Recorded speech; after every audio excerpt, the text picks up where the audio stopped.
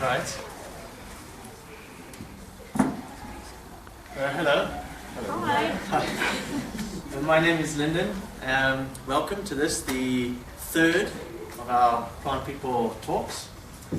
Before I get started, I just want to say that I am extremely humbled and in awe, actually, of the way that this thing is progressing. Like Elaine, my partner in crime, likes to often remind us, this thing is all about community. And we really are. We're getting a little bit of a community going here around something which is, certainly in my opinion, really, really important. Right? These plants, some people talk about it as being on the cusp of an evolution of civilization. So it's awesome. And I want to express my deepest thanks because it's a Tuesday night. And I know that for a lot of you bosses and so on, that's not the easiest thing. So thank you so much. We do have a jam-packed evening tonight. I made an agenda to make the point.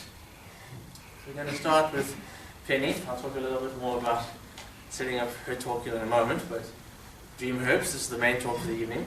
That's going to be followed by an interesting talk by, I think it's going to be an interesting talk by Dries over there on Salvia Divinorum and its oneirogenic properties.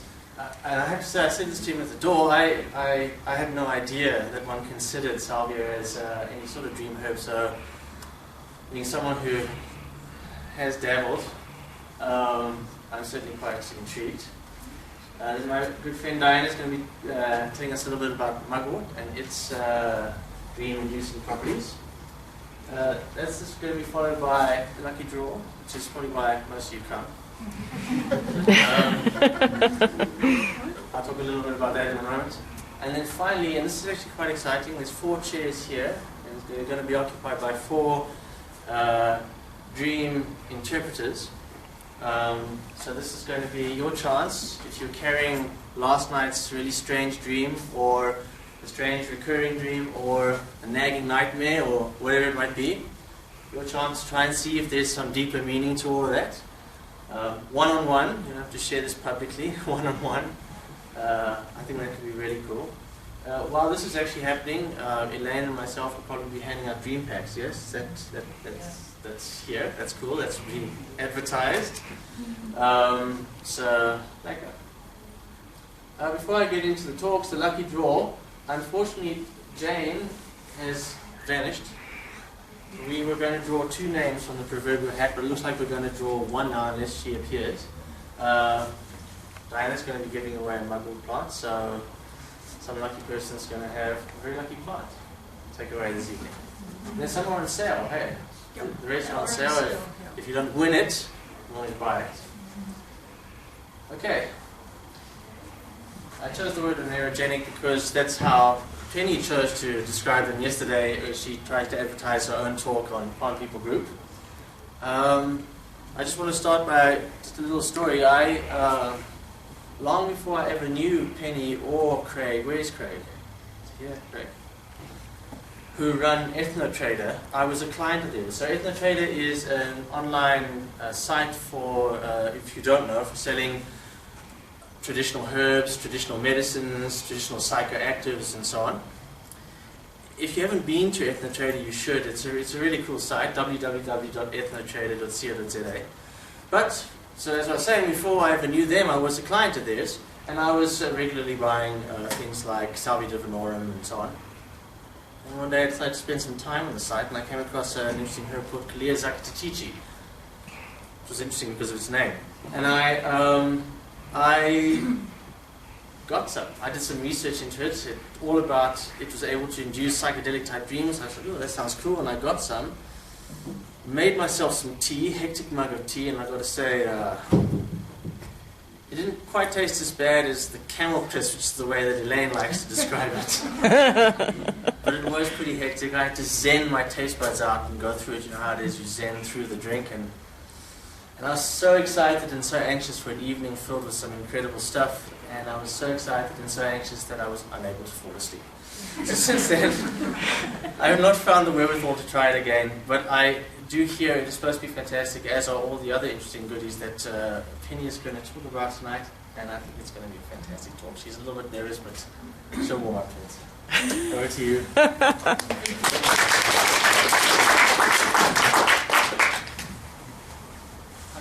Oh no, you want to swap out. It's minimized, so you just need to maximize it.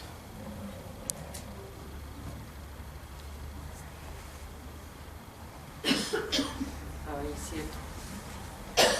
Didn't like my font. Hi, everybody. Thank you, Lyndon. As Lyndon said, Craig and I run Ethnotrader, and Elaine asked me if I'd come and speak about the oneirogenics. I'm very excited about it because they are, of all the plants, I find the most useful for me in my life. I really battle with focus. I'm totally ADD, and for me to discipline myself to do something at the same time every night for a few nights is really hard. So when I do get it right, it's a sense of achievement that I have after. So without further ado, we're going to start on the dream herbs or oneirogenics. Oneiro, the Greek word is a dream, and then genos, creation or making. So dream-making herbs, and that's what they are all about. And which way up is this? Like that. Right. Can everybody read what it says? I thought it was so cute when I saw that. So it's, I had a nightmare where everyone talked in REM lyrics. Shh. That was just a dream.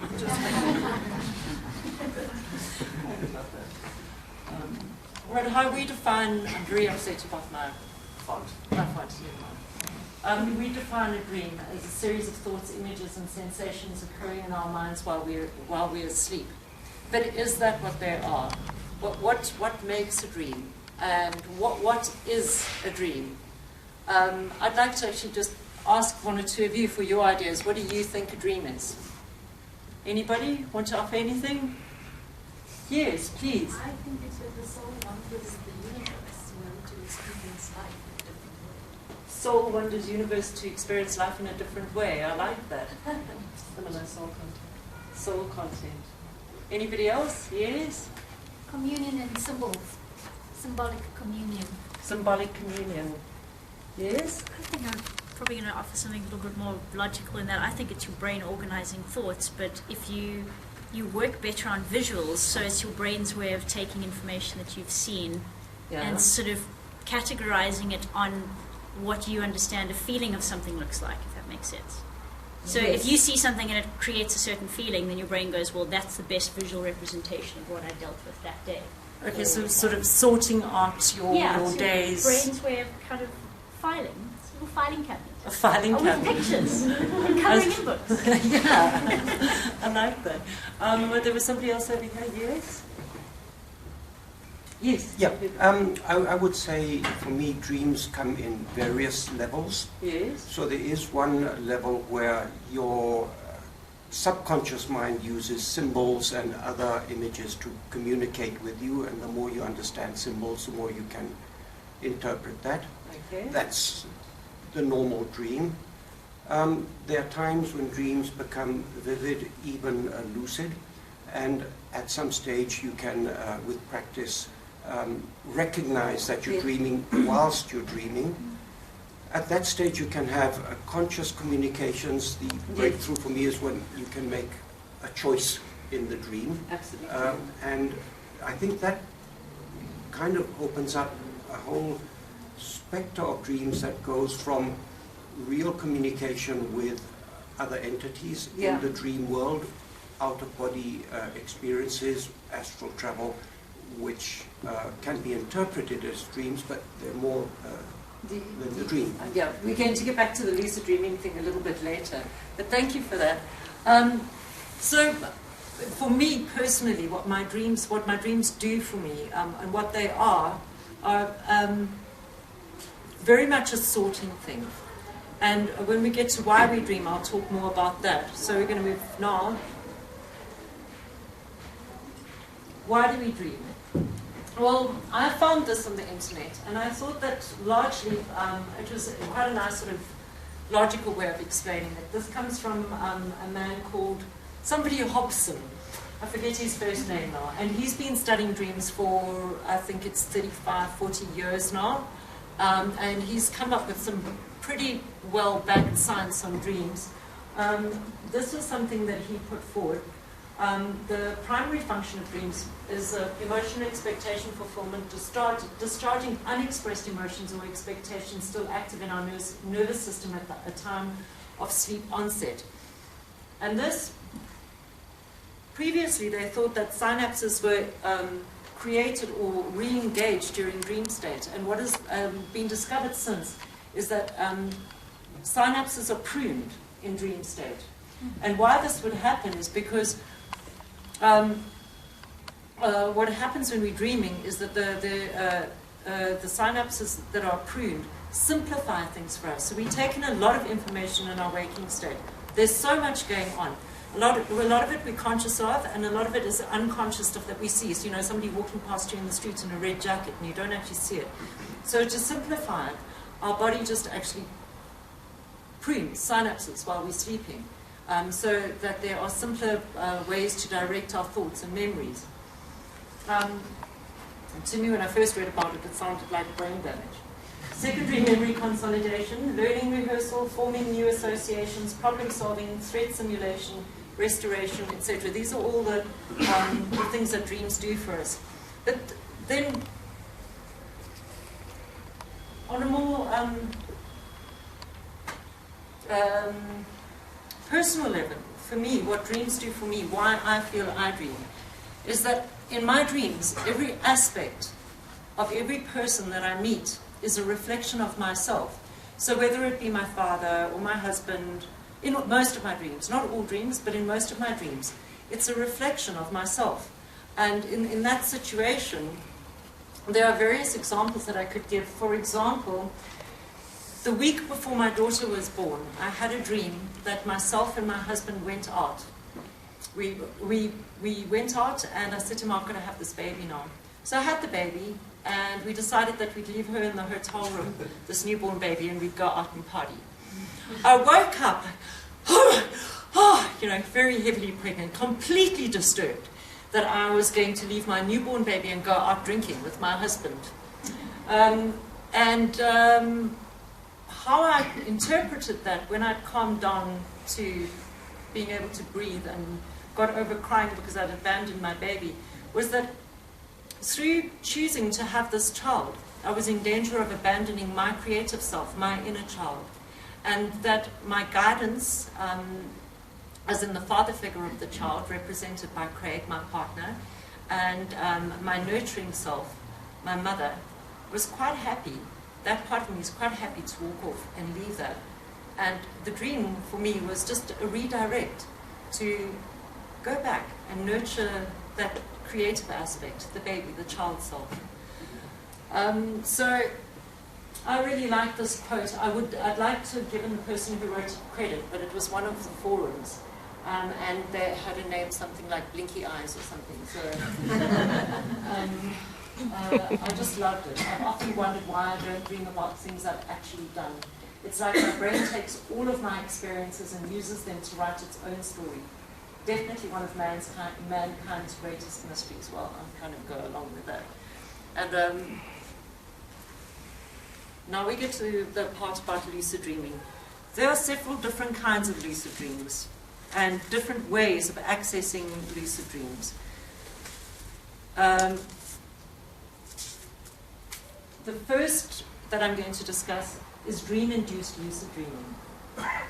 So dream-induced lucid dreaming will happen when you're in bed, and I don't want to talk about dreaming too much because our focus is actually on the oneirogenics, and I think most people know these things anyway, so I'm going to go over it quite quickly. Dream-induced lucid dreaming is that event that happens while you're dreaming, and you realize, oh no, wait, this is too weird. I must be dreaming. And then it becomes a lucid dream because you don't wake up and you go, okay, right, okay, I'm dreaming. And very often it'll be lucid to the extent that you can actually manipulate your dream, and then it is a completely lucid dream. So an example of that is, I'm sure there are quite a few of you who've experienced flying or gliding, and it's a recurring dream of mine where I start walking and I realize that I can just glide, and I glide for like 5-6 meters, and then gently and whenever it happens I go, oh cool, I'm having that dream again, and then I know I'm dreaming, and then I really have fun with it. So that's dream-induced lucid dreaming. The next one is wild, wake-induced lucid dreaming. And this one, both Dries and I were discussing it in the car. It is something that I have not really achieved without oneirogenics. With the oneirogenics, I've managed it to a certain extent, but not on its own. So it's to go consciously into that sleep state or to the dreaming state, straight from being awake to sleeping and dreaming. So your body's asleep, but your mind's still awake, and then you join your limbic brain with your emotional brain with your rational brain in the dream state. And that takes quite a lot of training, from what I've understood, and I haven't actually got there. The next one is mnemonic-induced lucid dreaming. So with this one, during the day, to remind yourself, I'm awake. So go and switch on the light, or look at the palms of your hands, to remember that this is my waking state. And then when you're sleeping, and you think, all right, am I sleeping? Go and switch on the light. It won't come on. Look at the palms of your hands. The lines are gone. There's no lines in your hands. And make those connections. I found that pinching myself doesn't work because it still hurts when I'm sleeping. So that was the other one. Then another way to help recall dreams is to keep a dream journal. Now, a lot of it seems quite obvious, but I'm going to run through it quickly anyway. Quite often I came across the find a lucid anchor in the dream journal part. So if you have a picture in your room, or a little statuette, something that you look at before you go to bed, and remind yourself that when you wake up in the morning, you're going to remember your dream. And then to keep your notebook close to your bed, or your recorder, or whatever you're doing, so that you don't have to shuffle around looking for it. You just need to pick it up while you're still in dream state, because it's incredible how quickly our dreams can just dissipate if we don't do it there and then. And the more often we record them, the better our dream recall is. And record the date of the dream. This is incredibly valuable for reading back on it later, because quite often when you've forgotten about the dream and it's a year or so later, you want to go back and have a look and see what it was, and also have a look at how you interpreted then, and see if you have now changed your opinion about the interpretation. Identify dream themes. Well, that could be anything from, the great outdoors event to family arguments, or my most recent from watching Sons of Anarchy was myself as the first female member of Sons of Anarchy, daughter of Anarchy, so to speak, complete with my old man, Craig. And I had that dream several nights running, but then again I was watching Sons of Anarchy several days running.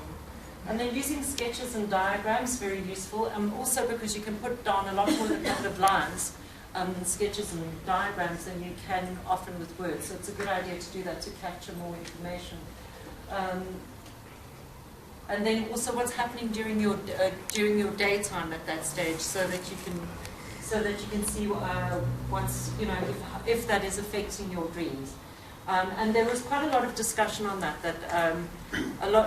mental state doesn't affect dreams quite as much as we think they do, was the one argument, and then somebody else said, no, well, that's not true. It has a very big impact. And yeah, so I couldn't actually come to an agreement with either one of them, because I've never really noticed that.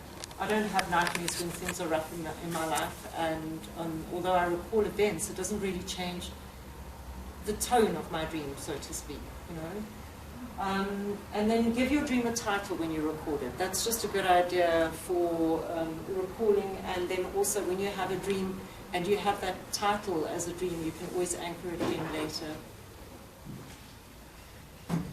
Right. Dream incubation, very, very useful. I find that I use this when I have problem solving to do. There's something that I'm not managing to do, and I need to be able to find a new way of doing things. As I lie down at night and I go to sleep, I start deciding what is it that I need a solution to, and how do I see myself solving it, and I actually create that intention for my dream to show me the way.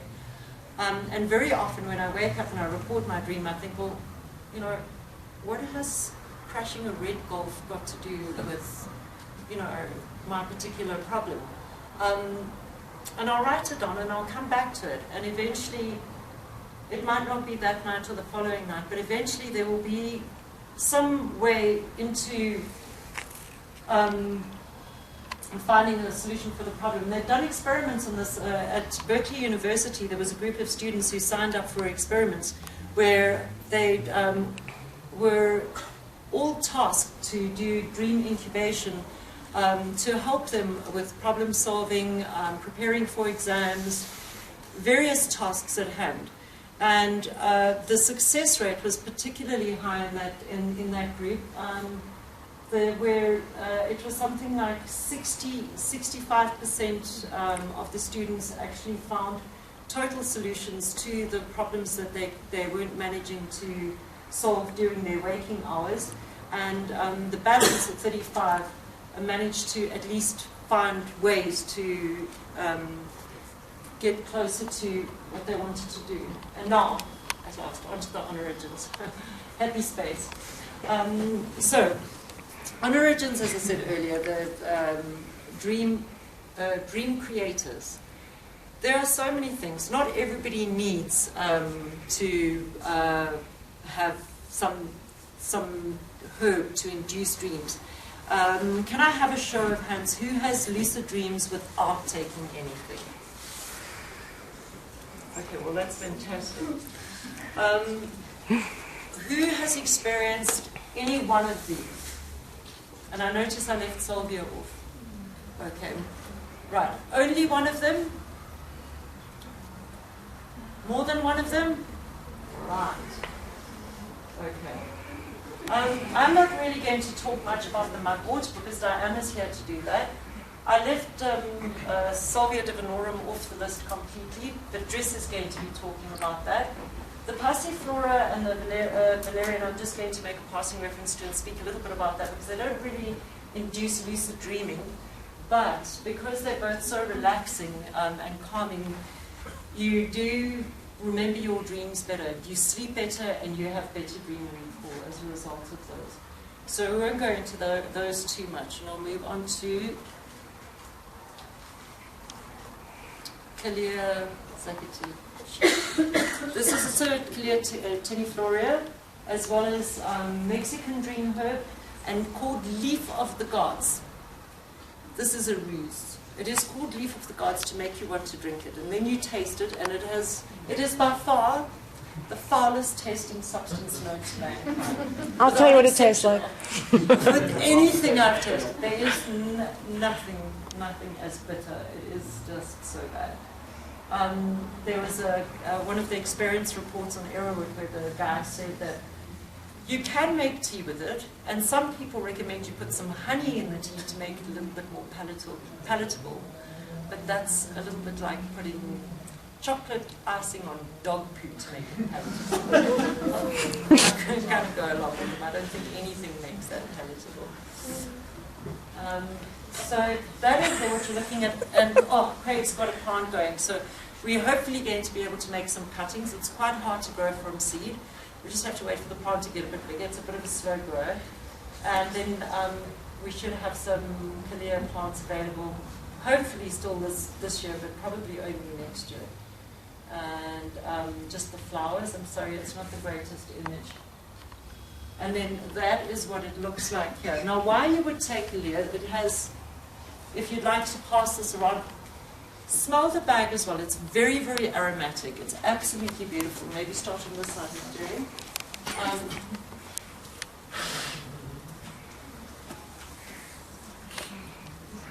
Any kind of gallbladder issues, probably got something to do with the bitterness. A lot of like diarrhea, stomach upsets. The Calea is very, very effective treatment for that. From a dream point of view, from the oneirogenic point of view, it is considered the most psychedelic of the dream herbs. The dream state that ensues is said to be quite psychedelic. My experience of it hasn't really been. My dream recall has been good, and I have achieved lucid dream states, but it hasn't really, to me, been profoundly different. And I'm saying this because each one of us is wired differently, and all the plants work differently for all of us. So I've had people who have tried all the other dream herbs, nothing has worked, and only the Calea has worked for them. Some people take the Calea, it can be smoked, it can be drunk as a tea, if you've got a really strong stomach. When Craig and I made the tea, we made a little bit of an extraction, and the only alcohol we had in our house was gin. Gin is already quite bitter, and then you mix it in with the Calea. And then we warmed the gin and drank it as a cup of tea. And I was sitting at the writing desk, holding my tea, chatting to Craig, very happy, and Craig took a sip where he was standing while I'm still holding mine. He took a sip and he went, "Hi!" and he ran to the bathroom. And I still have to drink it, so I was like, that's not going to be very nice, is it? Anyway, I forced it down, and I decided that anything that tasted that bad had to stay down. I wasn't tasting it again.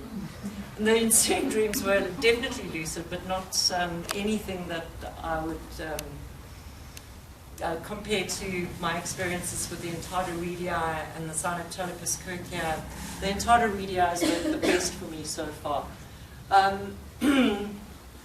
The Calea Zakatechiki is also considered by a lot of people to be one of the most ancient divination plants, and the Mayans used it quite a lot for divination, as do all the Sangomas with the Sutherlandia and the Entada rheedii, and also Silene undulata. What I have found is that the dreams are often prophetic, but for me uselessly so. And even on Calea, there's been some sort of prophetic stuff, but really never anything that I've been able to use. Where was that thing? Here we go. The next one we're going to talk about is the Sutherlandia, the Uwuma Umhlope. And I think that there's Zulu people and Xhosa people going, that's not how you say it. I've been to the Muti market and I've had them coach me. And they look at me and shake their heads. And I say, Uwuma Umhlope. And they just go, it's okay. It's okay. I have not been able to find an image of this plant online.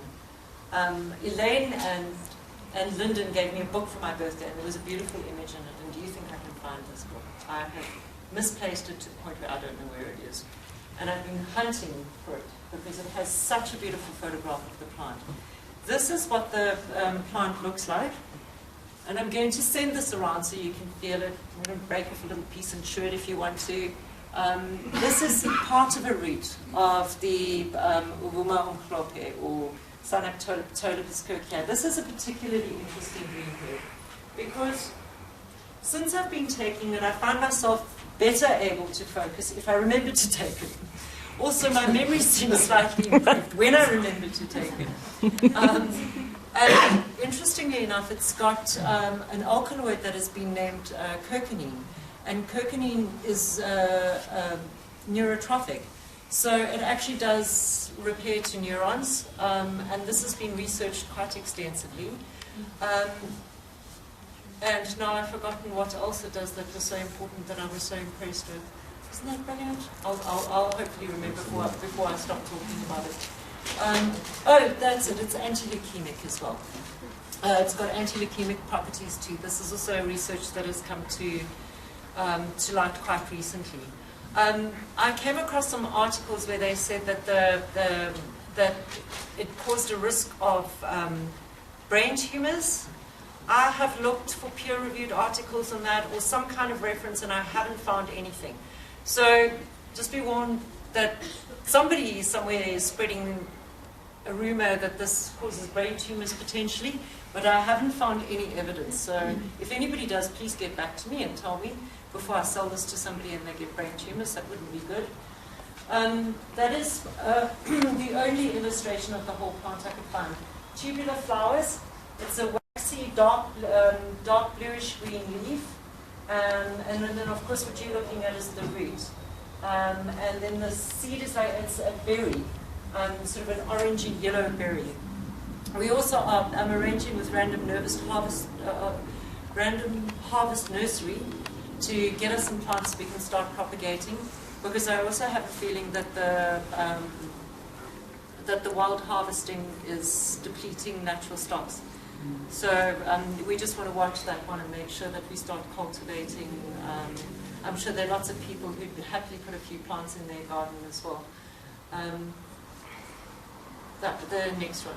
Oh, I don't think there were any other contracts. So can I stop you there? How would you use that? Thank you so much. That's what I forgot to do. I knew I was going to forget something. Okay, with the Sinaptolopus kirkii, there's 3 different ways that you can take it. It's one of the saponin-containing plants, and actually most of the African dream herbs are saponins, or have saponins in. So what a saponin is, for those who don't know, like I didn't know a couple of weeks ago, is anything that'll froth when you whisk it. It's got like a soapy thing. Sunlight liquid is saponin. So how it's traditionally used, it's usually taken in the morning. And I watched this lovely YouTube video of this guy who created a little plunger for himself so that he could pump it up and down like that, and he had a straw stuck in the side so that he would only sip out the froth off the top, and he would just take a mouthful of froth. So what you would do is you would take, say, for example, 2 or 3 grams, grind it to a powder, put it in the water, and then whisk it until it makes a foam, and then eat of the foam. Just a mouthful is what they say is enough. Eat of the foam, and then don't eat until you feel ready to eat. As soon as you feel hungry or you feel like you could eat something, it's okay to have breakfast. So it's before breakfast on an empty stomach you have that. That's the traditional way. What I found works very well is just breaking off like 300 milligrams and chewing it, drinking water. That works quite well. And then also making a tea. So you can just infuse the powder in water like an hour before bedtime and drink that. But once again, with that, what I've heard is that you can have the tea any time of day. I've only ever taken it just before bedtime or an hour before bedtime. But I do believe that that you can take it at any time of day. I haven't experimented with that yet. It does also provide a more restful sleep. One does tend to sleep better and wake up feeling more refreshed from the Sinaptolopus kirkii. And of course, for me, the added benefit is the memory thing. She says, laughing. Okay, then Silene undulata. This is probably the best known of the African dream herbs. Silene undulata. One of my friends came to me and she said to me, I had a dream about Silene Capensis. So I said, oh yes. She said, yeah, she came to me in a dream and she said to me, hi, you and I need to get to know each other. This particular friend of mine has real issues with women in general, and like any kind of vamp would just drive her into the state of where she would want to actually slap her. And Silene Capensis sounded like a little bit of a vamp. So I was quite amused when I said to her, do you know what it is? And she said, no. So I said, it's a dream herb. And it's undulata. It's been called undulata because the Capensis variety is the same as the variety that grows all over South Africa. In no danger of being wild harvested to death. It's abundant. And you see the pictures now, you'll recognize it and you will have seen it. Anyway, so I gave it to her. I never managed to ask if it had any effect. But I found it quite interesting that somebody who had never actually dealt with the dream herbs had somebody come and tell them, hi, I'm Silene Capensis. There you go. That's what the plant itself looks like when it's not flowering. So it's not a very, very good image. The leaves are slightly furry. Okay. And those are the flowers. And then this is usually what it looks like when I sell it, but I haven't been able to get that, so I'm going to pass this around. These are the chopped up roots. The roots are the part of the plant that are taken. It also has the effect of helping you sleep better, which also helps with the dream recall. It's also the numerous health benefits, and it's also one of the divination plants. I forgot to mention that as well. The Sinaptolopus cochea is used a lot for divination by the Sangomas. So in a waking state, they will drink a huge quantity until such time as they purge, and then induce a sort of a waking sleep state, a trance state, where they will use the plant for divination.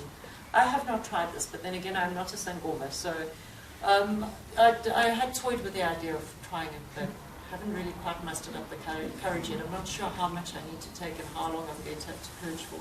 Sorry, which one are you talking about right now? That's the Sinaptolopus, but the Silene undulata is used by the Xhosa, and I watched a YouTube thing where a lady called them Xhosas.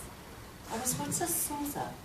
Never heard of the Xhosa tribe, and then I realized she was speaking about Xhosas. But Xhosa. Okay?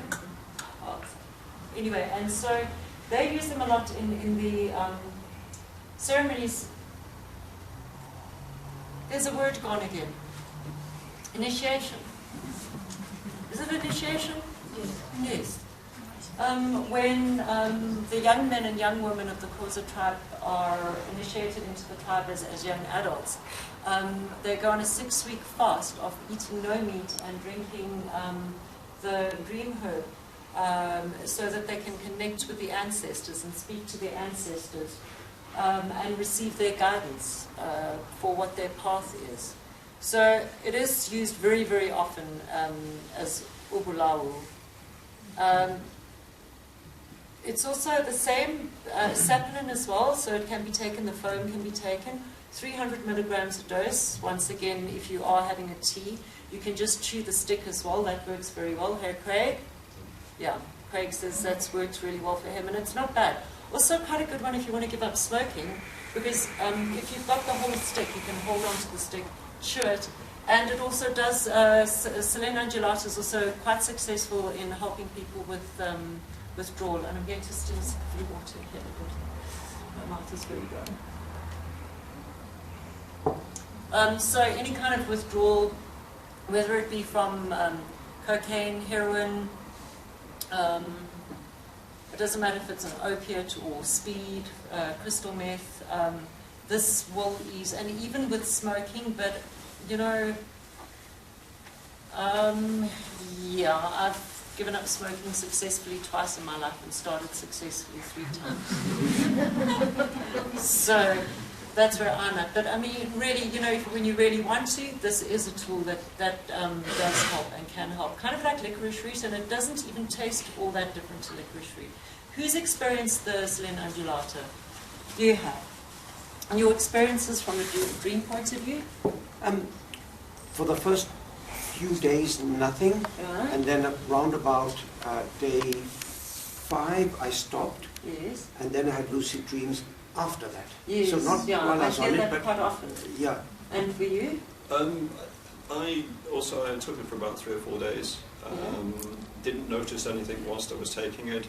The last evening I think I took it, I dreamt a little bit more vividly, but not really any great improvement. I just found it gave me wicked sinus as well, so... Really? Yeah. Oh, that's so strange. And you said you had it or not? Me? Yes. Yeah. I was in Twasa at the time, so everything was very lucid. It wasn't Okay. so I can't tell what the difference. Okay. Yeah. Can I ask you what kind of size dose you took as well? Just a piece of stick about this long, chewed it. Every day? Yeah. Yeah. Okay. What I'm finding is that a lot of people are maybe taking a little bit too much as well, which is why they only experience the dreams when they stop. Sometimes with the plants, less is more, and you only need a tiny little bit. So I usually recommend to start with a little bit less than recommended, and see if that affects you, and then slightly up the dose for a few days.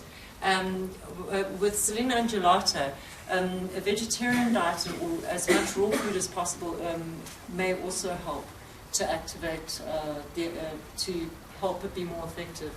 I mean, Xhosa people are not known for vegetarianism, and the fact that they go on a vegetarian diet to improve the effects and the connection speaks volumes, I think. Okay, the Entada rheedii, this is my favorite experience of a dream herb ever. People say, once again, it goes back to don't take too much. Once again, people say, take the entire sea bean.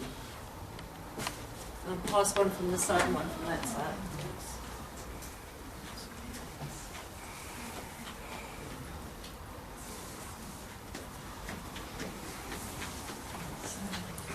Right. So this is a picture of the vine, and it's massive, massive, massive vine. I don't know why I've never seen one, because they grow all over. They wash up on the shores on both sides of the Indian Ocean, and they grow all along the coast of India, on the Indian Ocean side, and on Africa. They're very, very widespread. And you'll often pick up the sea beans after huge storms on the beach. And you never really know if it comes from Africa or from India. I just love them, traveling sea beans. Also called the sea snuff box bean, and also known as one of the Zulu dream herbs. But so far as I know, the Xhosas also use this. That is what a green sea bean pod looks like now. That is probably about a meter long. Very, very easily. They do get, I think the biggest one they've recorded so far is like 3 meters long or something. So that one's probably about a meter long. That's just the dry seed pod.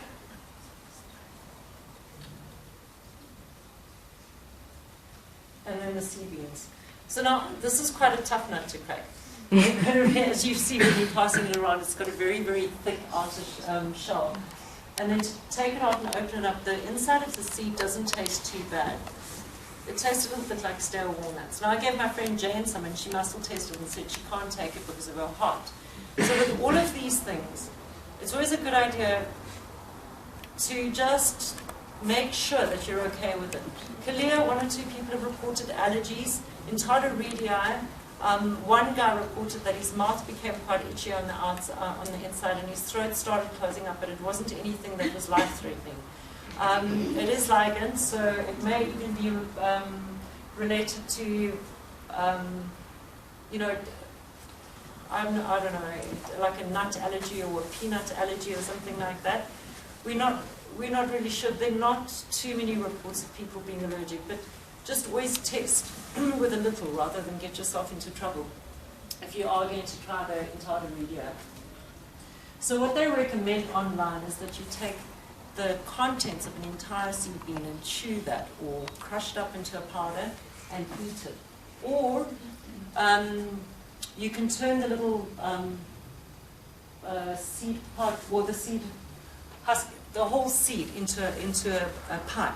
So you make a hole on one side and a hole on the other side, and then carve out a little on the big side, sort of like the top of a pipe hole, you know. And then you can either put some smoking material in there, whatever you want to smoke, or you can actually just burn through the sea bean, and it will vaporize the bean contents and induce lucid dreaming that way. Now, in my experience with this, I've never smoked it. I've just eaten it. And what I did was, the first night I had 1/3 of a teaspoon of the powder, and I had fairly vivid dreams, but they weren't lucid. And then the following night, I ate a teaspoonful, and that night I had the richest, most beautiful dream in terms of color. It was like African sunset colors. There were golds and reds and ochres and browns. It was absolutely gorgeous. And I was standing behind a table making bead jewelry with beautiful red beans, lucky beans, from the coral tree, and some other flat round red beans, seeds. And I was making these and knotting them and doing macrame work in between and selling them at this time. And one of my child's directresses from the Montessori preschool came up to me and said to me, Penny, you need to please come with me. We must go and pray for Anissa, her partner at the Montessori school, for Anissa's uncle. He's passed away. And I said, all right. And she said, and you need to lead the praying. And I thought, no, that's very strange. Here I am, selling these beads, and I've got to go off. And all right, so I just went with it, because I knew that I was dreaming, and I thought it was very peculiar. And I had to go off and lead the prayers for this Muslim man who died. I woke up shortly afterwards, got Mila ready for school, and took her to school. And then this is what I was talking about, the remarkably useless prophetic dream. We got there and Anissa wasn't in. She'd gone, her uncle had died the night before, and she'd gone to the funeral. So, as I said, very, very useless information at the time, but it was quite strange. Although I suppose not really, since we are all connected. So, okay, this is the Mugwort. This is what Diane is going to tell us about. And of course there is a plant over there. And the Valeriana officinalis, the Valerian root. This one I really like. I don't like to take it too often. It is potentially habit forming. So I'll probably have it. I have had it a little more often now because of the dream talks. I've been having it about twice a week. But usually I'd have it maybe once every 3 weeks or so. And just one drop of the tincture is enough. The smell is something else though. It's just, it creeps into absolutely everything. It's a very, very strong smell. I'm going to pass around a bag of the valerian root that's used for tea.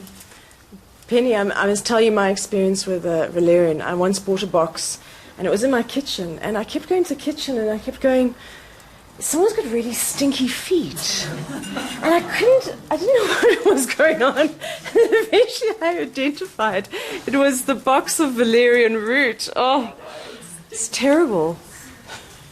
Yeah, no, it really is. So we've got tincture in our fridge, sealed in a jar. And my friend Bronwyn came round today. She came to cook us some lunch so that we wouldn't arrive here hungry. She opened the fridge and she stood there and she said, oh yes, valerian root. Because the last time she came round, she said, Penny, there's something off in your fridge. And it's in a sealed jar. It's, it doesn't really smell very nice, but the effects are absolutely wonderful. A tiny little dose, and it's fine to take during the day as well if you're very anxious or you're battling with stress, and you just need something to calm you down a little bit. But for dream recall and sleeping, I just find it absolutely lovely. So I'll have a drop, and I thought that it wouldn't induce lucid dreams, but I think the mindfulness of lucid dreams, almost anything can be used. And I've had the dream-induced lucid dreaming with valerian root, where I go, that's just too weird, I must be dreaming. Oh yes, that's right, I'm dreaming. And then moving on from there. So I like the valerian root for that. I like that I sleep really well, that I wake up feeling rested and refreshed. The Silene undulata as well, and the Sinaptolopus kirkii, I do that. The Entada rheedii, I didn't really notice that. I slept well, but I didn't really, I don't know, maybe I just sleep well anyway, but I didn't really notice, like with the valerian root, where I'm completely relaxed and I go to sleep quite easily. Unlike you, who got all excited about your dreams and then couldn't sleep because you're like, yay, this is so exciting, and I'm like, I've got to sleep. It's so silly. Yeah, that's exactly how it was. Yeah, no, I did. There was one other one. Oh, look at that. Who doesn't want to take something that makes flowers like that? It's passion flower. Now, I read a lot of contradictory information, thank you, about the passion flower.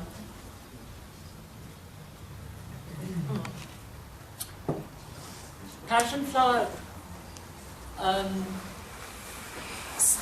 sure there are, like with all plants, you know, take it in moderation, know what you're doing, educate yourself, learn about what the plant does and what the side effects of the plant are, etc. But in small doses, for most people it's pretty safe. Once again, reduces stress and anxiety, very good for people with cardiovascular injuries, and anybody here suffer from tinnitus. So try some passion flower. Okay. Because tinnitus is very often a cardiovascular affliction as a result of something wrong with the cardiovascular system, it very, very often sorts it out. You do sleep much better. A lot of people say that they wake up feeling groggy, but I think that's on big doses, and you really don't need more than half a teaspoon at a time. And once again, I don't think it's so much an innate oneirogenic quality about the passion flower that gives you dreams. It's just that you are so relaxed and sleep so well that you wake up with better dream recall. I don't think it's really so much dream inducing, but I stand corrected on that. I just think with valerian root and the passion flower, it's just because you're so relaxed that you sleep well.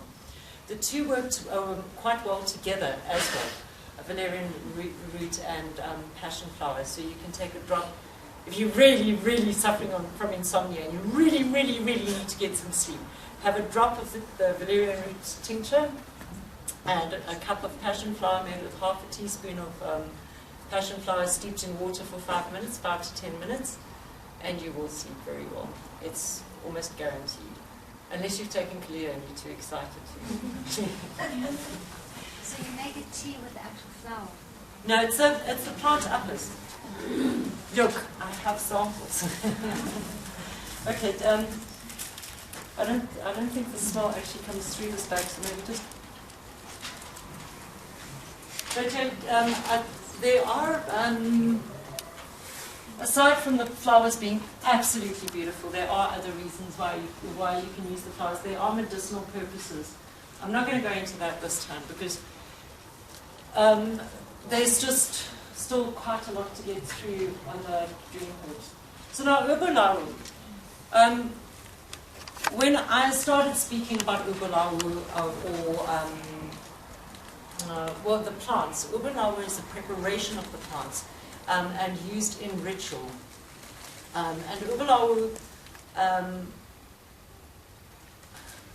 it's when we in Western culture listen to the African sangomas, a lot of what they say sounds kind of like, oh yeah, you're going to speak to your ancestors.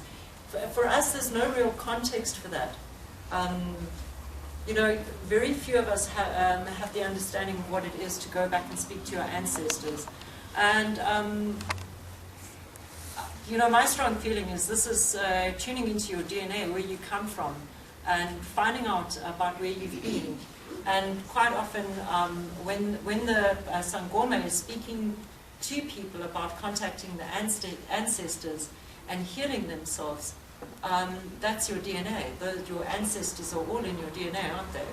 So I think a lot of it has to do with that. So it sounds often to us when we hear it, it sounds a little bit like, yeah, whatever you're going to call it, the ancestors.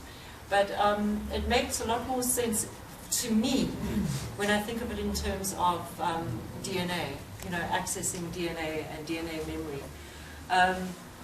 So ubulawu is any mixture which belongs to the ancestors. It opens up your brain, which is very interesting when you think about the curcumin in the Sinoptolopus cochleae having the nutex or the smart drug effect, which actually makes you clever, as you can see. It opens your brain, it opens your brain to work. It is used to induce or clarify dreams of ancestral spirits and open minds to receive the messages of the ancestors. So, I don't know if you want to try and superimpose DNA in there and see if that still works for you. I have warmed to the speaking to my ancestors thing and dreaming about my grandpa. I quite liked him, I miss him, so it's nice to have the occasional dream about him. So, that's strangely in the wrong place. Well, we mentioned the supplements earlier. So all the African dream herbs that I've spoken about all have saponins in, which means that they can all be used in the same way and whisked, and the foam can be eaten off.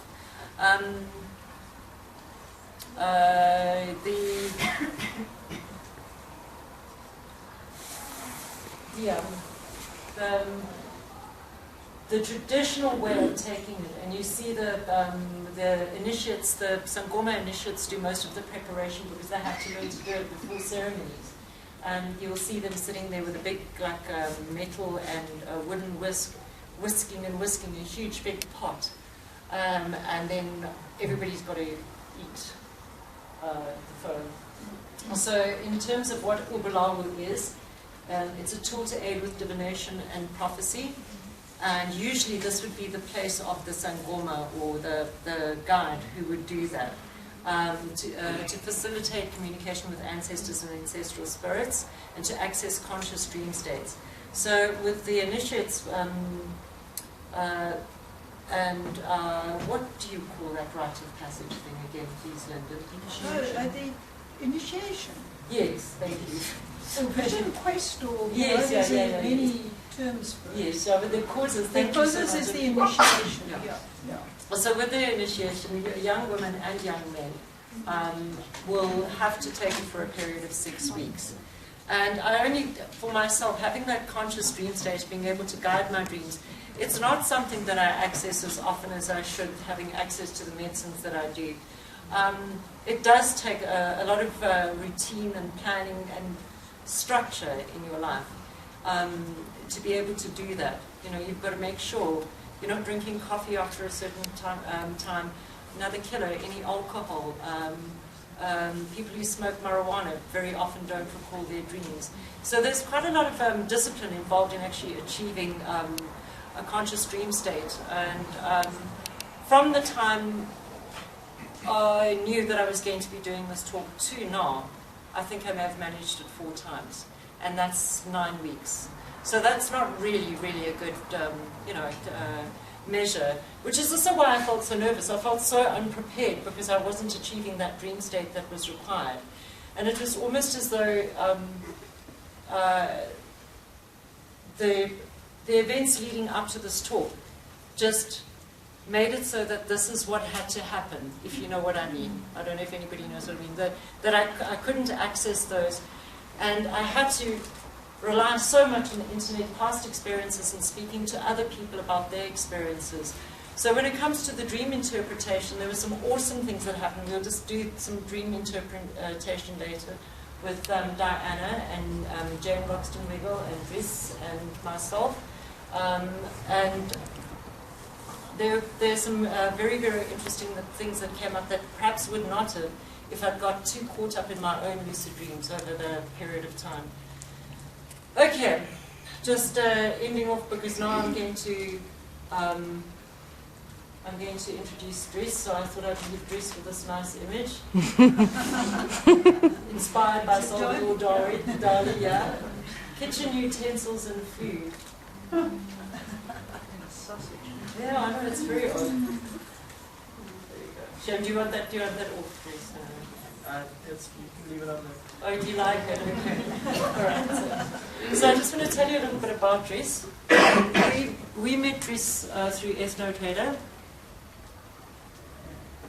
And the first time I met him, I thought, oh my word, I've been selling entheogens to a 12-year-old. He looks so young. It's more than a year ago now. Is it nearly 2 years? Yeah, it is almost 2 years. In fact, I think it is 2 years. Anyway, we went on an ethnotrader weekend away and Dries joined us. And since then, we've been very lucky to meet him a few times.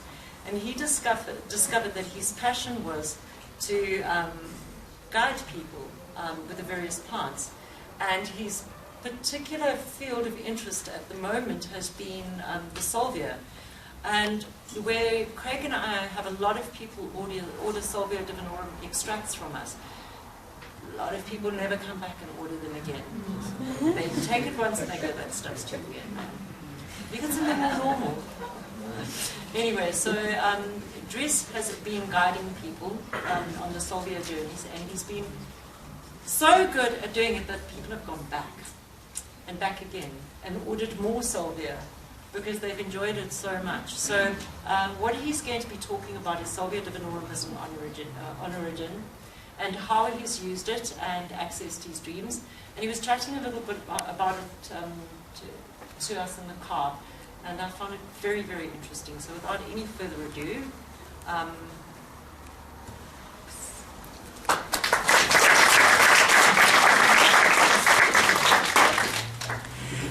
Dries, would you like to use the microphone? No, I'm good. Thanks. Okay, Do you need great. this? Okay, it's fine. Yeah, you can take it off. I'd just like to say thank you to Penny for the privilege to be able to speak here tonight. When she approached me a couple of weeks ago about the plant conference and about Salvia Divinorum, I really dedicated a lot of time into creating a bit of a subjective sort of experience with the plant, so I could have some substance to talk about tonight. So I started creating a dream journal and taking it before bed, and really just working to see, what kind of effects there are. And it took a while to just get the dream recall back, and as you probably know, it's very different for every single person.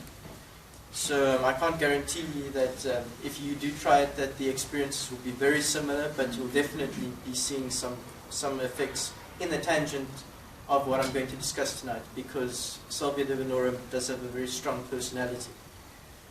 Yeah, you know what I'm talking about. Okay, so basically what I started with is putting it into a water pipe and just smoking about 3 bowls of plain leaf right before bed. And then what I saw was there was an increase in the vividness of the dreams. And as I was doing this, I was also detoxing and running a dream journal, so that also increased the vividness and really just got me into the whole routine of the vivid, I wouldn't say lucid dreams, because I haven't really achieved lucidity yet, but I have achieved quite strong visionary states with Salvia Divinorum. Now, after about a week of just using Salvia, I came across a piece written on Erowid about mixing Salvia with Calea zakete chichi, and how that really brings both the plants, really just complement each other. And this is something that I have really noticed very strongly. Now, my personal experiences with Calea before combining it with Salvia is an increase in the dream space and an increase in the time period that you spend inside the dream. So you'd be spending a couple of days, a couple of weeks, that it feels like that you're actually in this, occupied in this dream quest. Now, when I started mixing Salvia with a Calea, the actual duration of the dream increased from several weeks to even several lifetimes or incarnations of the same character. So it really increases the scope of the dream dramatically when combining it. Something else that I have noticed, and this is also just something with the Calea, is the colors of the dreams. You also, if you try it, you'll see that you get a lot of reds and greens that come out with the Calea. Okay, so I'm just going to go into my method.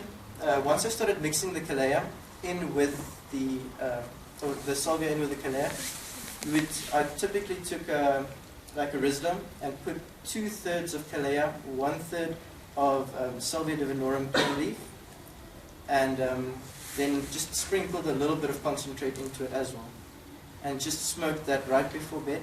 And also taking 2 drops of Calea concentrate, courtesy of ethnotrader, and about a drop of Valerian root extract.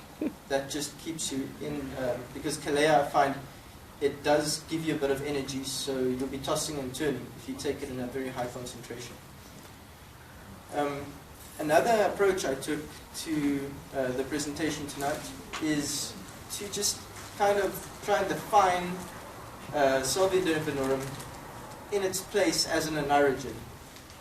So what I did find, and something very interesting, is that people state that Salvia Divinorum is not a hallucinogenic plant with oneirogenic properties, but an oneirogenic plant with hallucinogenic properties. And that the visionary state that you experience with Salvia Divinorum is in fact you could say a conscious dream attack. So you're instantly being transported into your subconscious mind and experiencing a dream state without actually experiencing the sort of, you could say, physical repression, like what you call dream paralysis or sleep paralysis. That doesn't occur. So you actually still able to move around, but you're experiencing a dream state. And as I went further into this particular tangent, I started drawing parallels between the Salvia Divinorum, or the shamanic kind of rituals around Salvia Divinorum in the Mazatec traditions, and the traditions that the what the Buddhists incorporate into dream yoga. And it was interesting that Penny mentioned dream incubation, because this is something that is sort of present in both the rituals entering into the Salvia visionary state, and as well as what you'd call let me just get this word. It's like a big mouthful. It's called hypnagogic. No. Yeah. Sorry? Yes, a hypnagogic state. Yes. As you come out of Exactly, yeah. It's just become conscious. Yeah, or as you're moving from consciousness into the dream state. This is the hypnagogic state. Now, what you have with dream yoga is something called the dream meditation, which is a meditation that you practice as you're moving into the dream. So it's the meditation you do during that hypnagogic state.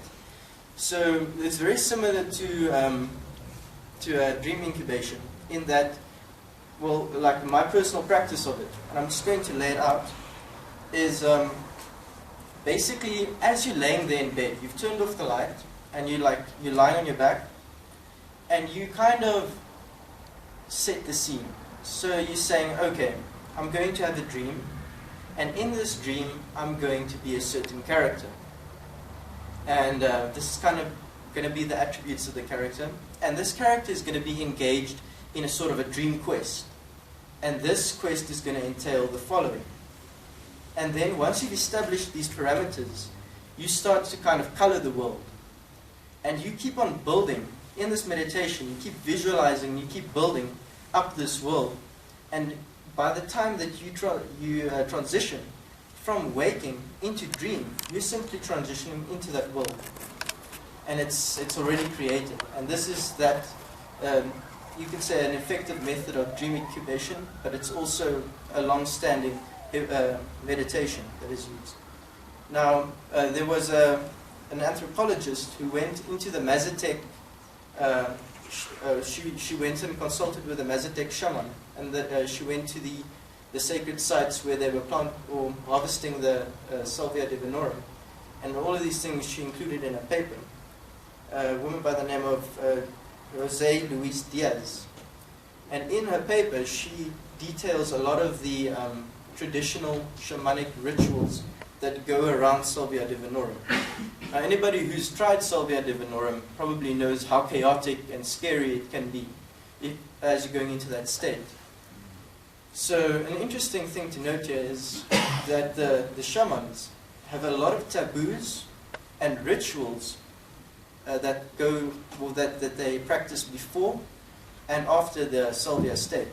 And if you have a look at rituals and taboos, basically what they are is you saying that I'm going into a very luminous state, so I can't predict what's going to happen. But I know that if I avoid doing all of these following things that will bring me bad luck, by definition I'm going to have good luck or a good experience going in.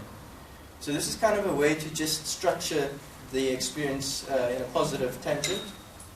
And then furthermore, what they have is something, a kind of a chant that they do.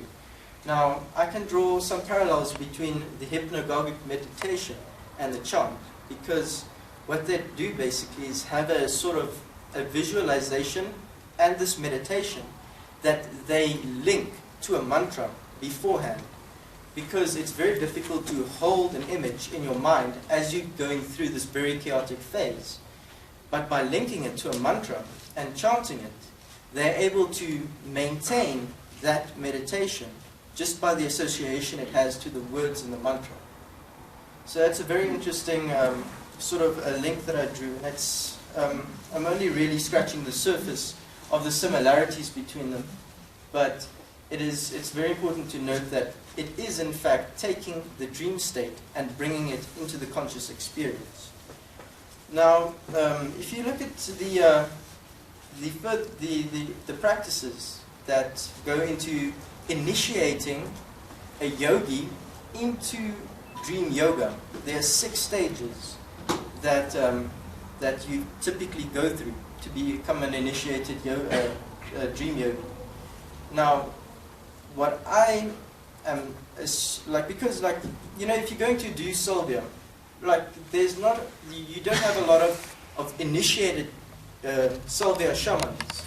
Not in this country, and very few in South America. They tend to be few and far between. So at this point, what I'm working on is drawing relations between the stages of initiation in dream yoga and the stages of initiation in Salvia shamanism as it relates to those stages. So yeah, it's something interesting I'll be looking into. And if maybe you would be interested in looking at dream yoga as well in light of tonight's talks. It's really something very interesting. It really will, if you're interested in being proactive about dreaming, and especially Salvia, it's something to really look into. And if you practice it, I can guarantee you'll see results. Thank you very much for your time. I'm going to let the cat out the bag a little bit here and just tell you guys that we're actually going to do a special on Salvia in November, just before the Canisa conference, and we're going to ask Dries back again. So something to look forward to. So I think if you've enjoyed what Dries has to say as much as I have, it's really going to be a great evening. So thank you very much, Dries. Thank you. You have a question? Is it the only way to take it smoking it in the bubble, like you mentioned? No, it's not the only way. The traditional way is more focused on making it into, I think it's called a cud. It's like you're rolling it into a sort of, so it looks like kind of a roll of money, yeah, like a bankroll, and you just like chewing it. Now, I think it was Terence McKenna who said you take 13 leaves, you remove the ribs, and you roll that into the cud. And then you chew it a bit, and then you put it in between your cheeks and your gums. And you wait for about 30 to 40 minutes before effects come on. Now, there's a distinctive difference between the cud and the smoking. You see, if you're smoking plain leaf, many people do not notice the effects immediately, because the interesting thing with Salvia is, and this is the only plant I know of that does this, is it's got something called reverse tolerance. So the more you take of it, the less you need to take to achieve a visionary state. So basically, I've had a cud chewing sort of a session with Penny and Megan, and it was interesting. It was very, very mild effects. And this is the thing, you need to really focus on creating a very still, very dark space. And the effects are very, very subtle. I think that if you're going to be taking it orally, it's a good idea to sensitize yourself with the smoking it. And then once you're really sensitive to it, then you take it orally. And then the effects will last about 40 minutes to an hour and a half. Dries, Scaletium is also reversed tolerance. Okay. Oh, that's a good fact. Marianne? And I just want to say the one thing that we noticed today when we did the salvia leaf is to pick it in the morning and let it just wilt a little bit through the day, because getting this eventually this wad that we It's a have mouthful. to do in turns in our mouth to actually get it all going through. So realize just pick it in the morning, let it wilt out a bit, and then it'll be easier to do by the evening. Yeah, chewing the leaves in itself is a ceremony. Yeah, Yeah. it's not Yeah. tasty at all. Reward. Yeah. Is there any more questions? Just when you smoke it, what quantity do you smoke, and do you need to smoke it a number of times, or what's the process? Well, as Penny said, the general sort of attitude that I encounter when working with salvia is it's got a reputation for being extremely powerful. It's the most potent psychedelic known to man. So what happens is somebody smokes it and they tell all their friends about how crazy it was and it was scary and awesome. These people come and they say they want a 40 times or a 20 times, and it is extremely potent and very frightening and confusing, which is why many people don't come back to it. Now I've tried to tell people to start with the leaves and don't expect effects the first time you smoke it. Maybe by the 4th, 5th, 6th time that you smoke it, you'll start to feel effects. And what you typically do is you'll take a butane torch, because the active ingredient is sulfonylurea A, and there's a couple of other ingredients as well. And they prize it or release at very high temperatures, but different ones. So to get the full experience, you'll need to use a very, very high temperature. And another suggestion I'd make is to use a water pipe with very cold water inside, because something that is inherent with salvia is an increase in physical sensation. So if you're smoking it and it's burning your lungs, you're guaranteed to have a very frightening experience. So, yeah? Well, I think I smoked with Ryan, who used to be part of ethnotrader, and it was a completely frightening experience.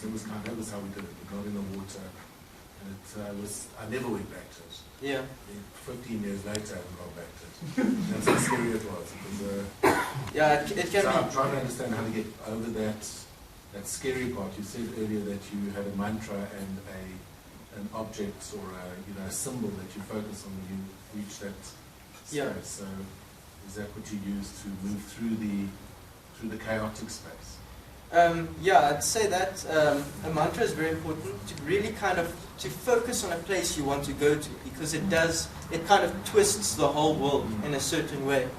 So if you're focusing towards going to a good place or asking a very definitive question, you'll find that it takes you in a lot less chaotic sort of fashion. It will sort of direct you and give you an answer. But very importantly is also to make sure that you treat yourself. You make sure your skin feels good. You make sure you feel good. You make sure that the water is very cold and that the flame is very hot. Okay, can I have a suggestion? Because Diana's also going to talk. So can she give her talk quickly on Mugwort, and then we'll take questions for everybody. Yeah. Okay, maybe we'll take questions for everybody. Yeah, and also remember, people, we are going to do a salvia special, so we will have a whole evening devoted to this plant. So something to look forward to as well. Thank you very much. Thank you so much, Reese. Okay. That really was awesome. Thank you. Thank you. So this one, I just want to quickly introduce my friend Diana. I met her on her farm where we've done all sorts of interesting, non-plant-based ceremonies actually. But Diana has very, very, very, very, very trained in Sangoma stuff, shaman stuff, here in Peru, and so on. Now she's talking about Mugwort. Mugwort, I myself, again, would not have thought of as a dream-inducing plant, more as a medicinal one, but it has interesting properties, so go for it. Thank you very much for inviting me, the two of you. Greetings all. It's great to be here this evening to share with you all my experiences about Mugwort. I've been growing mugwort easily for about 15 years. And only recently have I become aware of its dream properties. I didn't actually realize that it was so powerful till relatively recently. I've been taking it as a relaxing tea for many years. Before I go to bed, just have a cup of mugwort tea. Basically take about 3 of these shoots, dry them, I pick them in the early morning, dry them out, and then take them in a coffee mug of water. Not boiling, and all the herbs that I use, I never boil the water because it can actually kill the properties. So you let the water cool down a bit, and then you put your herb in. Anyway, what I discovered about this amazing plant, you'll see that it is variegated. Originally, it wasn't wort variegated. I just bought a normal mugwort from Moggy Roberts. And it has become variegated. So I'm quite delighted about that. And the ones that I have downstairs that Penny's going to sell are all variegated. Now, let me start telling you about mugwort. It's one of the 9 sacred herbs of the Celtic tribes. It is originally a European herb. It was taken to the Americas. It's been taken all over the world. It has so many medicinal uses. Pregnant women use it to facilitate an easy birth. Also to get rid of the afterbirth after having babies. Menstrual problems the menstruation is regulated by mugwort. The actual name mugwort is very interesting too. There's various input into what it could be, but the one that I think is the most relevant is the what they call mothwort, Mugwort, which means the moth plant. It is an insect repellent as well. So one can use that, one can burn it as an insect repellent. One can smoke it. It was called mariner's tobacco, and this has been my most recent experience with it, is actually smoking it. Apparently when there wasn't tobacco available, sailors used to smoke mugwort. Other properties, it is an air purifier, it purifies space, it is a protective herb. They call it St. John's herb as well. Apparently St. John the Baptist used to have a belt of it rolled up for protection.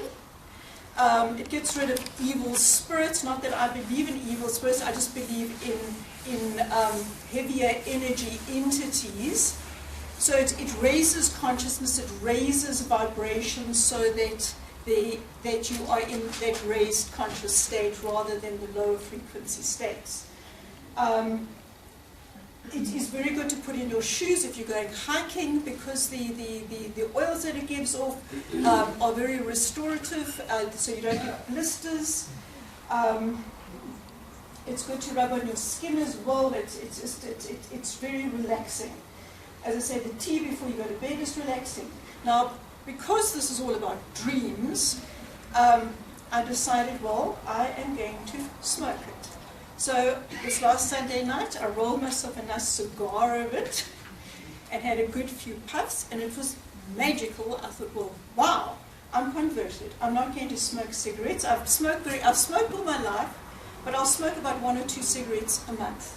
I'm very fortunate. My father was also like this, that he smoked right through his life, but I've smoked at ceremonies, smoked it. We didn't have to become addicted to tobacco, and I always honor tobacco. And Dries made me very, very aware of something that is very, very important. Before you do work with any plant, it's your intention that is so important, what you're going to get out of the experience. I always honor the plant. I speak to the actual plant. I speak to my trees. I'm a crazy lady all the way around, but since a child I've been doing this. Also because I've had a lot of lucid visions. Right from a child, a very young child, I could remember my visions. So I've been very visionary. I've had a lot of lucid visions. I'll be doing the washing up and boop, I'll suddenly get this whole visioning coming. So the dream state has always been part of my state. I often wake up and I'll remember dreams very clearly. So yeah, I thought, well, okay, let me intend the dream state that I have a special experience with the plant. And as I say, it was such a nice smooth smoke. And then I had like a lovely little buzz, and I thought, oh, this feels so good. I'm converted. I mean, rather roll myself mugwort and smoke it than tobacco, because they're putting a lot of additives in cigarettes now. I've actually noticed the change. It's absolutely awful. For about the last year or so, I haven't actually enjoyed a cigarette, but I like the buzz it gives me every now and again. So anyway, to cut a long story short, I smoked it, went to bed feeling very relaxed after watching when I smoked it first, I watched a movie, got into bed, and yeah, I recall little snatches on Sunday morning in the hypnagogic. I always sort of wake up and I recall snatches of dreams. But last night was quite profound. I had this long dream that extended and in vivid colors. Orange was very pertinent. It's sort of, everybody was wearing orange clothes. It was before my son's wedding. Actually, he got married exactly a month ago on the 30th of August. And had a beautiful wedding, and we weren't late for the wedding, but it was all the preparation for this wedding. But it wasn't my son's wedding, but it was my son's wedding. And we were wearing these orange clothes, and I was very concerned about messing something, and there was just like this black ink I was working with, and I had this black ink all over my hands, and suddenly my clothes were all full of this black ink, and I realized that it was to do with some fear. There was a subconscious thing going on, because when I woke up, I was very clear about what the whole sequence was and everything.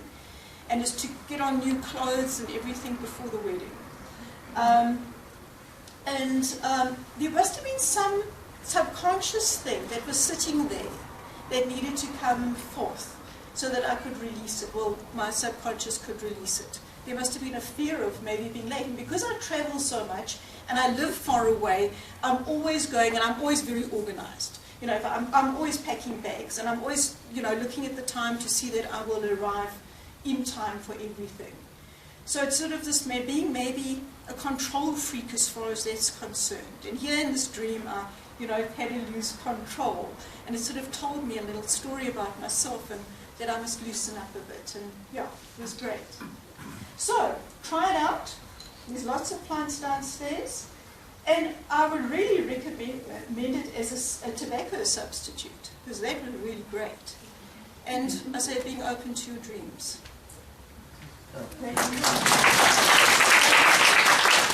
Diana? Well, you only dream with it if you smoke it.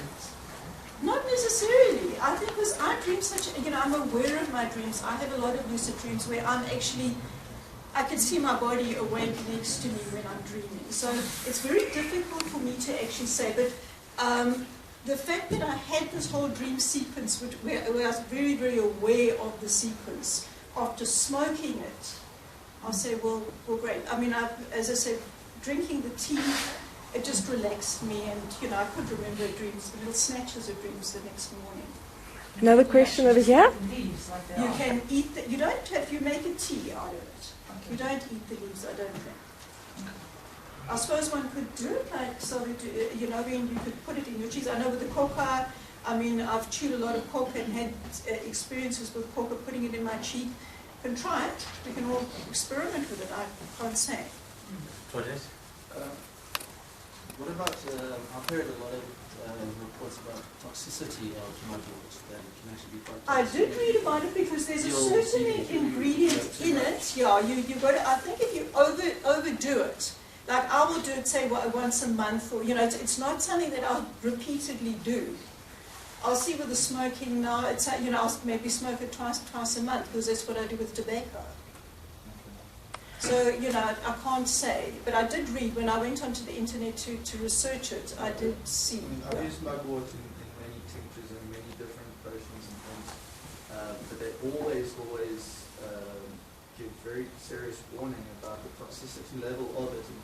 and to not digest it, but actually so. Swallow it, yes, because that's what I said, rather put it in your cheek, because I didn't get the feeling one must swallow it, yeah. Though I did see that you could cook with it. And I'm wondering if the heating process, they said, you know, that people do chop it up. I've always been very interested in all the artemisias, and of course my name Diana, and Artemis, it's sort of like those, I mean, right from a child, I always had them growing around me. So it's actually interesting because all the artemisias are toxic if there's too much. I mean, like absinthe, they had very bad effects on the artists, and I mean, like Vincent van Gogh, you know, he used to drink the absinthe, and then eventually cut off his ear and did all sorts of weird things. So that's the toxicity of wormwood can cause that, you know, sort of. Yeah, my understanding is I don't know how you say it, the thujane that's in it, and that's the same ingredient that's in wormwood, and I think it's more dangerous in an extract format. But mugwort you can actually use as an antiparasitic, and it can kill all the parasites and worms in your body, so you can ingest it. That's only like from a raw leaf? Yes, yeah, the extract I think can possibly have a bit too much. Small quantities. Yeah. No, small quantities. Too much out of your digestive system, you're not going to digest anything. Yeah. Because I make a tonic for the people working on the farm with wormwood. So I make, you know, like a Coke bottle full, and then let them take it for about 5 days. I soak it well, and they're reinvigorated. Especially if they've got AIDS, you know, a lot of them do suffer from AIDS. So put colloidal silver with it, and then the Artemisa. It's very good for them, but only over that short period of time. Yeah. I found if you put it in your pillow and you sleep on it. Oh yes, it that also was one of helps. the. I didn't mention that. They said beautiful, for relaxing and have wonderful night's sleep. Yeah. So can I suggest now that if we do Q&A, which I think we're starting to do, we just do it for 3 of our speakers. So if you have any questions for Dries, for Diana, for Penny, go for it. I actually just wanted to know, you said it was known as St. John's herb, so is mugwort St. John's wort? No. No, St. John's wort is totally different. They just said St. John's plant or something, because they said he had a belt of it for protection. It's obviously an Eastern a belief system that it protects against evil. Yeah. Sorry, just to ask, the Salvia it sounds very similar to Chakra. Which you were describing. No. Calm down.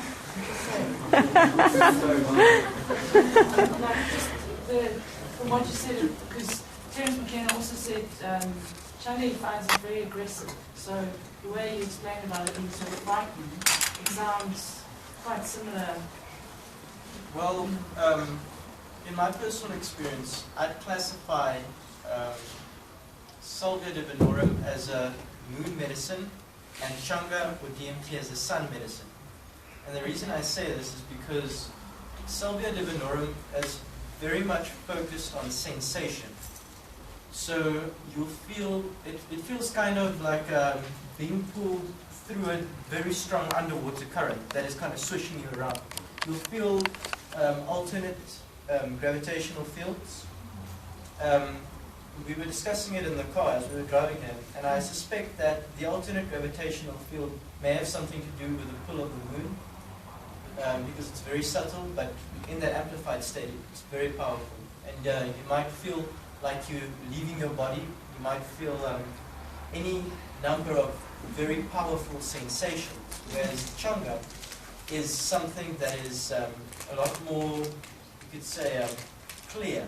It's like not so much visual as it is sort of it feels, in my personal experience, Chunga is more like lighting a very bright candle in your mind.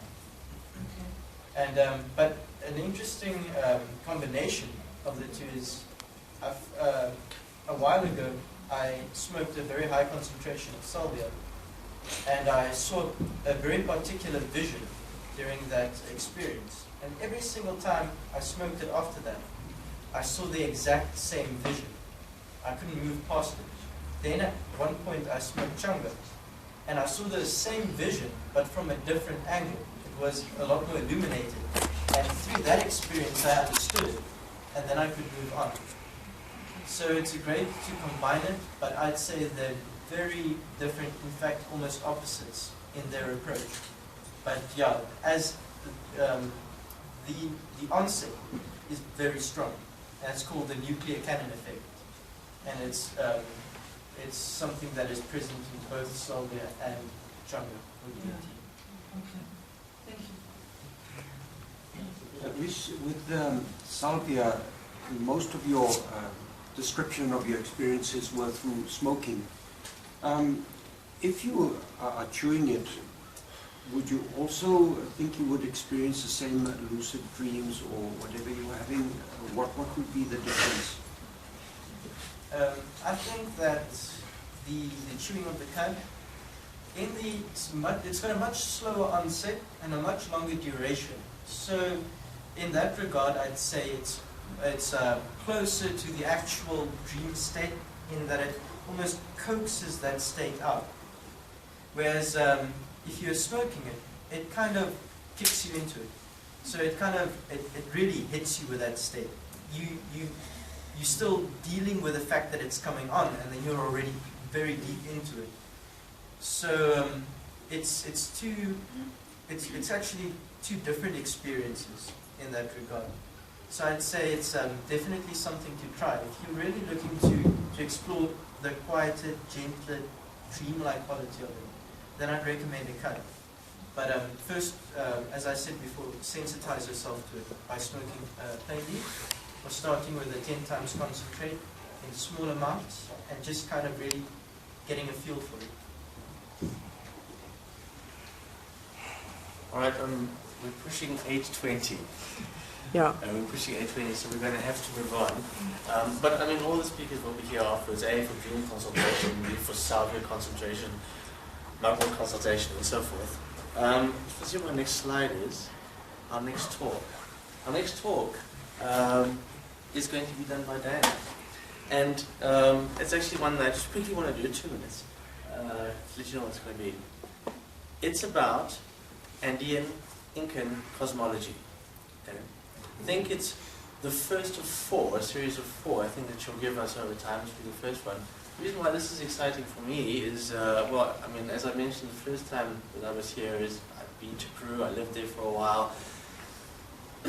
Obviously, it's a culture whose history is so deeply integrated into medicine work, and then intertwined with this medicine, probably a lot of it coming out of the work that they did with this medicine, is quite an intricate cosmology. Diana is also very well versed in Incan traditions. She is initiated to almost one of the highest, not the highest, she made sure that I didn't say the highest, but a very high level of Incan priesthood. So I think that the talk is going to be fantastic. This is a flyer that she designed, because Diana is also an artist. But here it is, Inca Andean Cosmology, the Chakra. Please, if you can make it, I think it's going to be a very, very interesting talk. The next thing is a lucky draw. Is Jane? She did. So, did you have your super duper chocolates? Yes.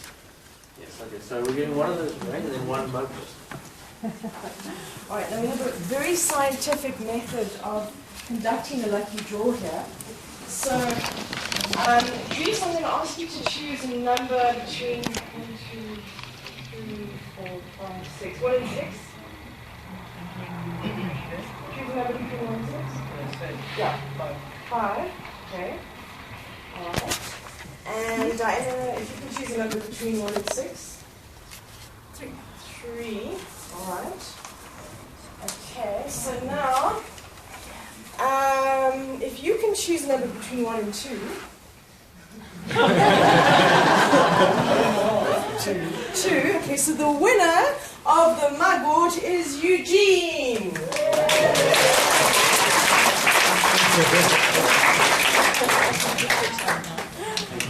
It might be Eugenia.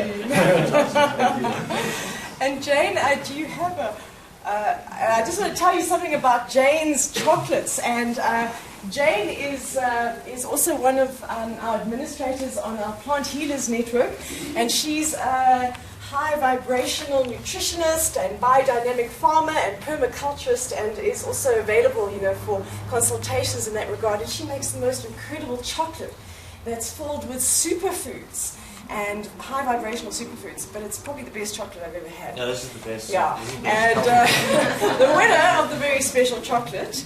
All right, so I'm going to ask you to choose a number between 1 and about 12, 1 and 12. 11. Ursula. Ursula.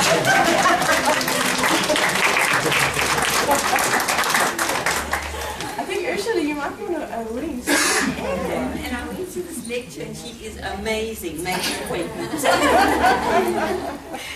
It's our very scientific, it's a bit of random fake there. So thank you so much to our beautiful sponsors for the wonderful gifts, and thanks to everyone for joining us. Thank you. Okay, so the last thing is this panel that we promised. Penny, Jane, Jane. Let's introduce Jane. Okay, we'll introduce Jane in a moment. So Diana and Idris. Penny knows Jane, so she's going to introduce her. And then there's food downstairs. Please, if you can, stay for that. There's food downstairs as well, as you know, in the cafeteria. And Elaine and I will be handing out the dream packs during this session. Cool. Jane, are we going to sit all at that table? There's these two tables, so 2 interpreters at each table, and everyone, you can choose your interpreter and take a dream to them and ask them a question. So we didn't want to make it too public in case your dreams are, a bit dubious. So let's introduce you to Jane. Jane, would you like to come up? This is my friend Jane.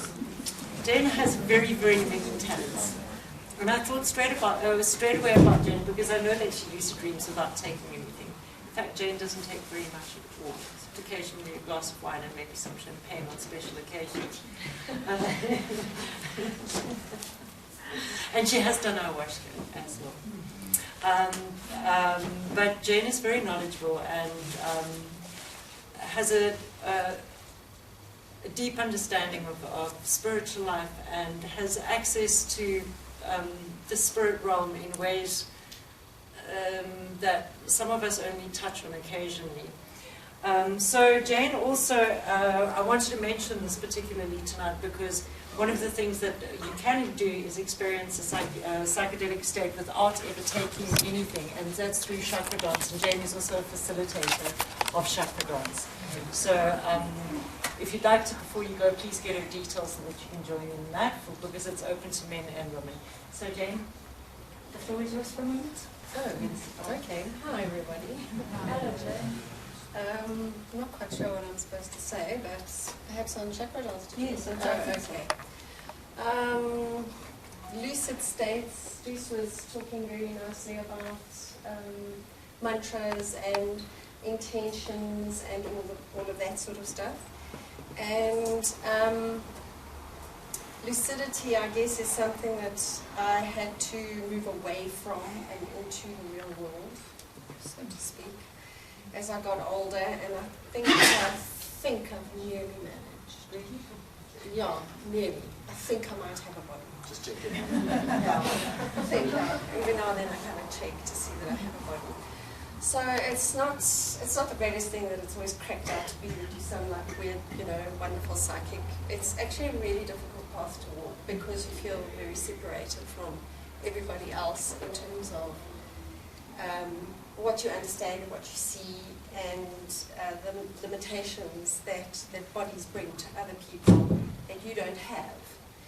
And so you travel a lot in between souls and in between people, and it's really nice to talk to a group of people that I can actually say that to. It really is. And so my body is incredibly sensitive to substances. And so Penny has tried to inoculate me with little things every now and then. rub it on my skin or put it, do you want to see the effects of what ayahuasca did to me a year ago? This is still the effect. Okay. So, and I got really, my toenails grew, but it didn't take anything away from the experience. The experience was really amazing because what I did is that I let go. I completely just surrendered myself to the experience, even though I knew what I was going to experience. And that double level of awareness was actually one of the most amazing things that I've ever had. So having said that, simultaneously, while I was looking for all of this, I was looking for something that people could experience. You know, a lot of times, I mean, I work through chakras because chakras are tangible, if you want. You know, you can analyze them, you can see where they are, they've got capacities, they've got functions that you can rationally buy into and understand, and start understanding your own patterns that you create for yourself in your life. But, you know, that's so logical, and it's so not creative in terms of this journey of me getting back into my body and feeling that I actually have a body, which I hope I really, really get into before I pass on. I heard about chakra dance, and I went along to the website, and it was just so totally, the kind of people who organized it and put it together are just, in a very kindest way. It was just not the kind of people that resonated with me that well. But it also, anybody who's gone through the shaman route, you know that there are some certain things that you just have to do. You just walk that path, you just go there. And so I decided that I would just go there. And as usual, you're amazed. You're amazed at how the totally simple little things like that can expand one's consciousness so much.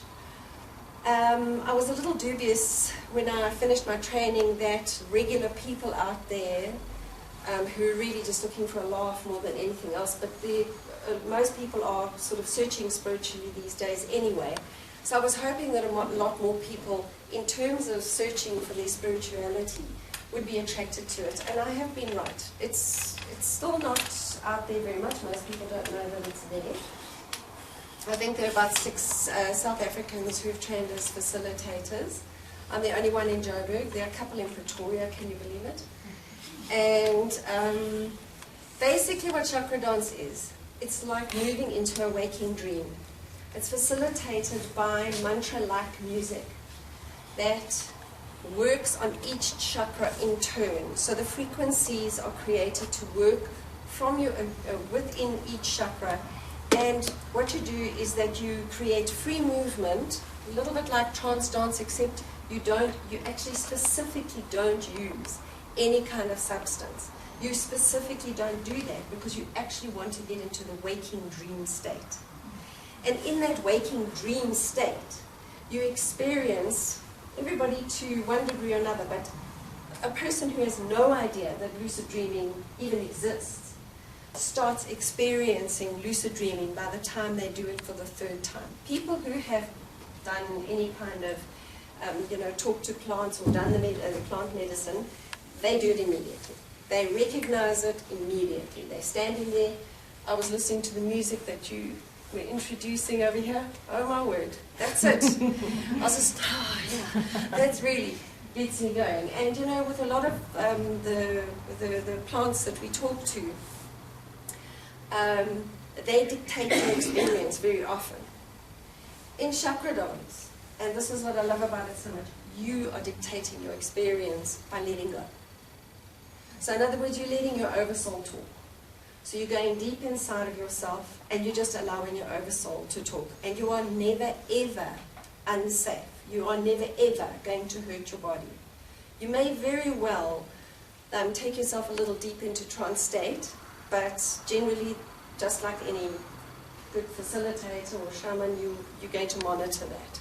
And so if anybody gets too deep, then you shift them out, either physically or psychically you shift them out. So I'm telling you that for my normal people that I have in my normal classes, or when I do a general talk, I don't talk about that. What I say is it's like a waking dream. You move into it, the music puts you there, a little bit of guided imagery. At the end of the day, you might not even want to listen to the guided imagery, you just tune into the music. And when you're finished, and this is what I love being an artist myself, is that you then take your experience and you put it into a sacred mandala. And you use color to put your experiences down.